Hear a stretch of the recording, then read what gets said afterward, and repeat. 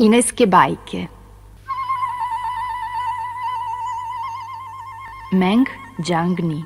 U stara vremena vladao je Kinom grozni car Tin Shi Huang. Taj car je naredio da se oko Kine sagradi veliki zid dugačak 10.000 milja.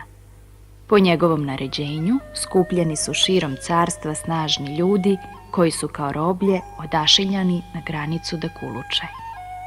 Tamo su ovi nesrećnici, gonjeni psovkom i udarcima korbača svojih nadzornika, zidali i teglili cigle, sve dok im od napora kosti u telu ne bi popucale.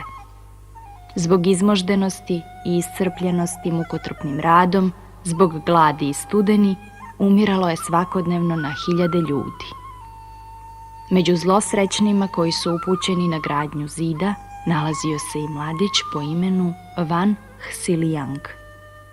Njegova supruga Meng Jiangni, veoma lepa, mudra i čestita mlada žena, bila je neobično zabrinuta za svog muža. Otkako su njega odvukli od kuće, nikakvih vesti nije bilo. Šta li je to s njim moglo biti? Iz dubine duše mrzela je ona svirepog cara. Dođe i proleće, pupoljci procvetaše, livade ozeleneše. Usamljena žena je šetala poljem i gledala laste. Iz ojađenog srca probi se preko usana sledeća pesma. Beli trešnjev cvet se blista, s vrhorošenog zelenog lista, dok lete lastavice mlade i gnezdo sebi grade. Lastavice, mile lastavice, kako bih rado pošla s vama, jer Meng Jiangni, jadna, ide svojim putem sama. Vreme je brzo proticalo. Dođe jesen, ali ona nije imala nikakvih vesti od muža.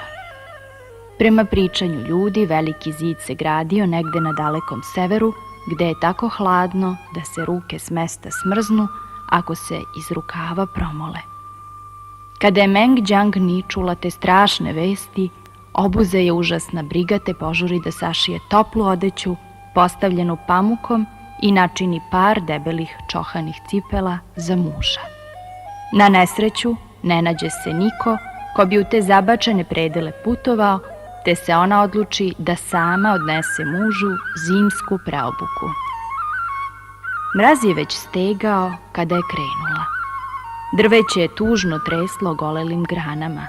Pustim poljima, usamljenim stazama i bogazama putovala je ona, sama i nevična putovanju u daleke krajeve, ona koja ni svoj zaselak dotle nije ostavljala. Usput nije bilo nikoga koga je poznavala ili ko je nju znao. Nerado se istidljivo obraćala tuđincima, pitala za put i žurila dalje. Jednom, kad je već duboka noć bila zavladala, a ona još ni jednu krčmu nije našla, odluči da zanoći u jednom hramu. Tek što je umornu glavu prislonila na hladni oltar, već je zaspala, a tada vide u snu supruga. Znači, vratio se! Pristupi mu radosno, ali već posle nekoliko pitanja shvati da je to samo njegov duh koji joj je došao iz carstva mrtvih. Zbunjena i potištena probudi se Meng Jiangni. Ojađena i nesrećna proklinjala je bezdušnog nasilnika koji je nebrojenim ženama oteo muževe, nebrojene očeve otrgao od poroda i čitav narod u beskonačni jad utopio. I dalje je išla dan za danom. Jedne večeri, kada je odela prekrivenog prašinom i lica orošena znojem, stigla u gostionicu kraj puste brdske staze, krčmarica, dobroćudna bakica, zapita je kuda se to uputila. Kad je Meng Jiangni rekla kuda je krenula, starica zabrinuto poče da je odvraća. Avaj, do velikog zida hoćeš, pa to je strahovito dalek i opasan put. Znaš li samo koliko još bregova jurvina, koliko hučnih reka i brzaka moraš da pređeš? O, dete, kako si smela na takvo putovanje da se uputiš, ti mlada i sama žena, slabašna i nežna. Meng Jiangni tada objasni da su joj muža kao roba na granicu odvukli i da mu ona sada nosi toplu zimsku preobuku. Ovo je dirnulo bakicu, zabrinuta zbog sudbine mlade žene i mučena strašnim predosećanjima. Starica je otpratila Meng Jiangni još dobar deo puta kroz pusta brda. Mlada žena je i dalje išla neumorno. Tako je jednog dana stigla do neke mračne urvine. Nebo beše sivo, vetar je urlikao po strmim stenama dok je suvo šiblje šuštalo. Duboko dole na dnu klanca zloslutno je šumeo brdski potok. Bilo je strahovito hladno, sumrak se spuštao. Ubrzo ni stazu više nije mogla da razazna. Nedaleko, koliko ona dopre, nigde ljudskog prebivališta. I tako ona leže po nevolji u jedan travom obrasli jarak. Celog dana ni zalogaja usta nije stavila. Drhteći od studeni ležala je gladna i mislila na muža koji na dalekom severu mora da robuje po snegu i ledu i daleko veće muke podnosi. Kada je sledećeg jutra Meng Jiangni oči otvorila, gle čuda, sve oko nje belilo se od snega. Stene su imale bele kapice, a debeli pokrivač ležao je preko trave i kamenjara, pa je čak i nju sam bio prekrio. Kako li će tek sad naći put? Očajno je mislila, ali joj ništa nije padalo na pamet. A tada iznenada dolete jedan vran gavran i spusti se ispred nje. Ga, ga, zagrakta gavran i uzlete, zatim se opet spusti na zemlju malo dalje i opet zagrakta. Možda hoće da mi pokaže put, pomisli Meng Jiangni. Što se pravca tiče, sasvim bi odgovarao. Ona odmah ustade i pođe za pticom. I stvarno, od tog časa gavran je neprekidno pred njom poletao i put joj pokazivao. Tako je išla dalje, uzbrdo, nizbrdo, preko reka i potoka, preko jezera i brzaka, bez prestanka i počinka. Ko zna koliko je već putovala kada je jednog dana uzdrhtala srca, pred sobom ugledala veliki zid. Upravo je bila stigla u pustošni brđanski kraj. A preko golemih grebena i stenjaka vijugao se veliki zid sličan džinovskoj kamenoj zmiji. Kao čopori, tovarne marve gonjeni bičevima i surovim povicima nadzornika žurili su ljudi tamo-amo, zadihani, ječeći i hraneći divovsku zmiju grumenjem zemlje i neotesanim kamenom. Meng Jiangni išla je duž zida i svud se raspitivala za svog muža. Hiljade robova već je zapitala, ali niko ništa nije umeo da joj kaže. Prolazila je kraj slika užasa.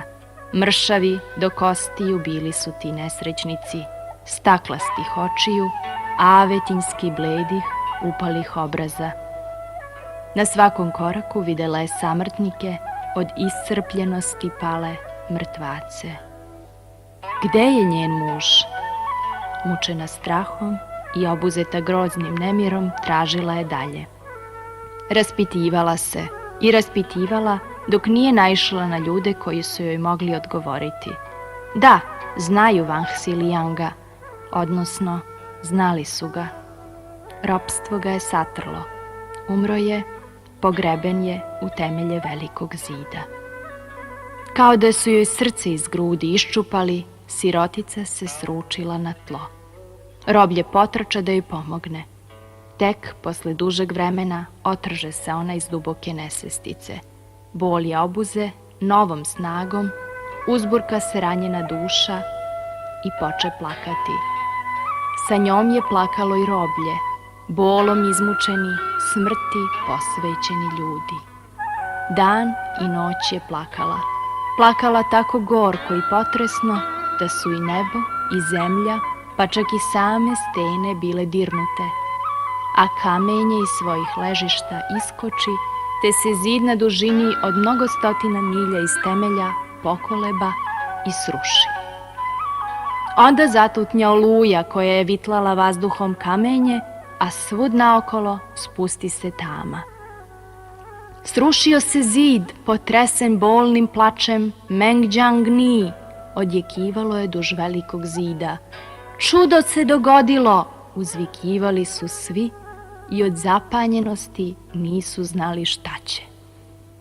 Uskoro je i car Tin Shi Huang saznao o rušenju zida, te se žurno uputio na granicu da sopstvenim očima vidi Meng Jiangni.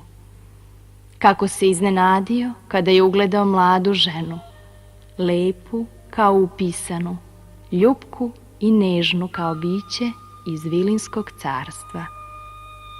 Pa kako mu se mnogo svidela, naumi da se njome oženi. Meng Jiangni mrzela je pak cara iz dubine duše. Nikada se ona pred njim ne bi priklonila, pa ipak se s teškim mukom prisili, svom svojom snagom plamen mržnje u svom srcu za trenutak pritaji i caru, što je prijateljski je mogla reče: O, care, samo ako mi 3 želje ispuniš, bit ću tvoja. Govori, govori, uskliknu car, brzo, kaži šta od mene tražiš. Onda slušaj, care, jasnim glasom reče Meng Jiangni. Najpre moraš mog pokojnog muža da položeš u zlatan kovčeg i prekriješ ga srebrnim poklopcem. Zatim zahtevam da se tvoji ministri, doglavnici, vojvode i čitava pratnja odenu u odore za žalost. I treće, da i ti sam, care, držiš u ruci štab žalosti i sam ispred pogrebne povorke u pogrebnoj odori koračaš. Car nestrpljivo sasluša ženin zahtev, pa pre no što je svoj govor dokrajčila svečano izjavi da je on na sve spreman. I stvarno, sve je učinjeno kako je Meng Jiangni tražila. Car Tin Shi Huang predvodio je pogrebnu povorku, pratili su ga doglavnici vojnici, a u duši se veoma radovao što će dobiti lepu Meng Jiangni. Pošto je kovčeg postavljen i Meng Jiangni prinela pogrebne žrtve svome mužu, baci se u prevelikom bolu na zemlju i gorko zaplaka. Onda naglo ustade i baci se u reku koja je nedaleko od groba proticala. Car poblede kao kreč. Izbezumljen od besa zurio je za njom, a kada su pritrčali obali da se nekako dokopaju begunice, nad njom se talas isklopiše. Pre nego što je iko uspeo da se pribere, Meng Jiangni se pretvori u srebrnastu ribicu koja spretno odleluja brzakom. A tamo gde je voda matice u tamnim bezdanima dubinama tekla, poslednji put videše ribicu nekadašnju Meng Jiangni.